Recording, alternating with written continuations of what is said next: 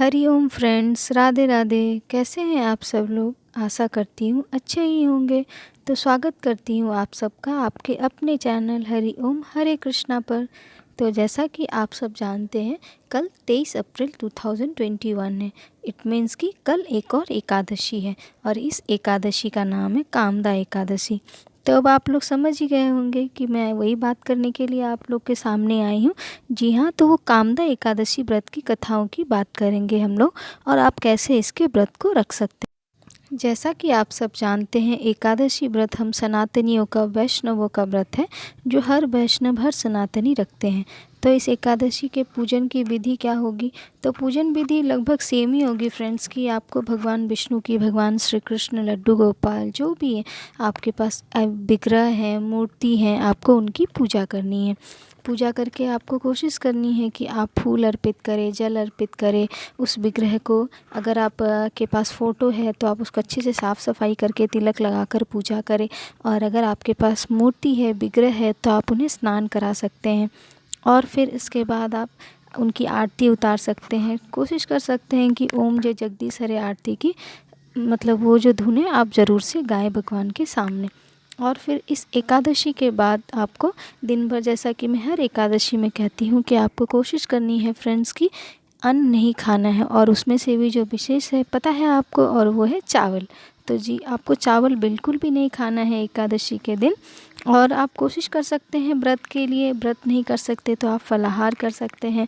अगर जल पीकर नहीं रह सकते, फल और फल से भी नहीं रह सकते, तो आप बिना नमक के अन्न के बिना नमक वाला खाना खा सकते हैं। बट ट्राई करें कि नमक नहीं खाएं। और नमक के बिना अगर नहीं रह सकते, क्योंकि बहुत सारे हेल्थ इश्यूज़ वगैरह होते हैं।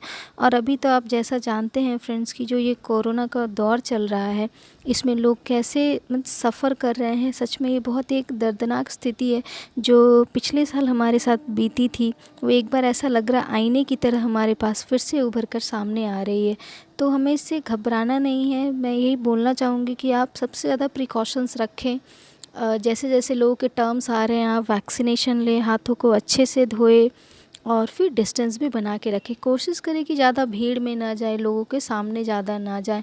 तो ये सब करके आप थोड़ा बच सकते हैं। और अगर कोई पॉजिटिव आ भी जाता है आपके इसमें, तो आप उनको आइसोलेट करें, मीन्स इन पॉजिटिव वे। क्योंकि वो ऐसा नहीं है कि पॉजिटिव है तो उनको मीन्स ऐसा ये करना है कि वो एक स्टिग्मा नहीं करना है हमें कि वो डिप्रेस हो जाए, बल्कि इनके थॉट्स को पॉजिटिव रख के हमें उनका साथ देना है। तो इस तरह से हम कोरोना की महामारी से लड़ सकते हैं। तो चलिए फिर से बात करते हैं हम एकादशी। तो इस व्रत की कथा इस प्रकार है फ्रेंड्स कि दो गंधर्व थे, एक का नाम ललित और एक का नाम ललिता था। दोनों एक दूसरे के बहुत प्राण प्यारे थे, एक दूसरे को बहुत प्यार करते थे, इतने कि एक दूसरे से दूर होना उनके लिए बहुत मुश्किल था। एक बार उस गंधर्व को मौका मिला इंद्र जी के सभा में गाना गाने के लिए। तो जैसे ही वो गाना गा रहे थे, वो गंधर्व भी वहीं पे नृत्य कर रही थी। तो नृत्य करते देखकर अचानक से उस गंधर्व ललित के नज़रों में जब वो गायिका नृतिका पड़ी, तो उसका ध्यान हट गया। उसके सारे सुर लय ताल खराब हो गए। तो इससे इंद्र को बहुत गुस्सा आया और उन्होंने उसे श्राप दे दिया कि जाओ तुम राक्षस हो जाओ। ऐसा कहते ही वो गंधर्व तो राक्षस हो गया। और उसके बाद इधर गंधर्वी भी बहुत परेशान रहने लगी, बहुत रोने लगी। फिर उन्होंने ऋषि से पूछा कि महर्षि मैं क्या करूं, मेरा पति तो राक्षस हो गया है, मेरा जीवन भी व्यर्थ हो गया है, इसके लिए कुछ उपाय बताइए। तो महर्षि ने कहा कि चैत्र मास की शुक्ल पक्ष की जो एकादशी आती है, जिसे हम कामदा एकादशी कहते हैं, तुम उसका व्रत रखो। और उसके व्रत के बाद, एकादशी के बाद जो द्वादशी का दिन आता है, उस दिन तुम उसका पारण करने के बाद हाथ में अंजलि में जल लेकर अपने पति को अपने एकादशी के व्रत का सारा पुण्य अर्पित कर दो। तो तुम्हारा पति जो मुक्त हो जाएगा उस पाप से, और तुम उसे मानव योनि फिर से प्राप्त होगी और तुम्हारे साथ वो गंधर्व बन जाएगा। तो जैसे ही उसने ऐसा सुना, चैत्र मास की शुक्ल पक्ष की कामदा एकादशी की व्रत रखी उस ललिता ने, और वैसा ही किया। द्वादशी के दिन उसने अंजलि में जल लेकर भगवान को, अपने पति को भगवान का नाम लेकर समर्पित कर दिया और पारण किया, ब्राह्मणों को भोजन कराया और फिर दान देकर उस व्रत को खोला। इस तरह से इस एकादशी के व्रत को करके पुण्य से उसको उसके पति से मिलाप हो गया दोबारा। तो इस तरह से इसे हम कामदा एकादशी कहते हैं, अर्थात हमारी जो भी मनो इच्छा होती है वो इस एकादशी को करने से पूर्ण होती है।